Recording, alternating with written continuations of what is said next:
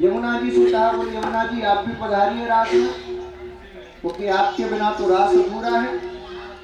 आप साक्षात कृष्ण स्वरूपा हो, आप आओगी तो कृष्ण की कमी पूरी हो जाएगी। यमुना जी ने कहा, बोले क्षमा करना दाऊ जी, हम नहीं आएंगे। क्यों नहीं आओगी? बोले हम कृष्ण की पत्नी हैं और रिश्ते में आप हमारे जेठ लगते हो। है? लेकिन हमारे बज में क्या है, भले जेठ लगे लेकिन 1 महीना तो जेठ को हो गए, जेठ लगे तो काम है। हमारे बज में होली गावे, बोले होरी में जेठ कहे भाभी होरी में। ये ब्रज ऐसा है कि जब होली का महोत्सव आता है तो जेठ भी अपनी भाभी को भाभी कहता है, अपनी छोटी भाई की घरवाली को भाभी कहता है। ये ब्रज वो ब्रज है।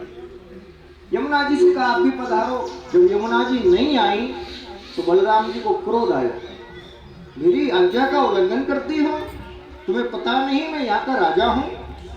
राज आज्ञा का उल्लंघन करना बहुत बड़ा अपराध होता है।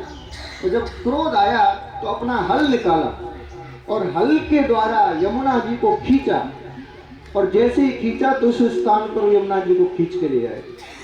तो यमुना जी को हल से खींचा, इसीलिए नाम पड़ गया ऐचा दाऊ जी।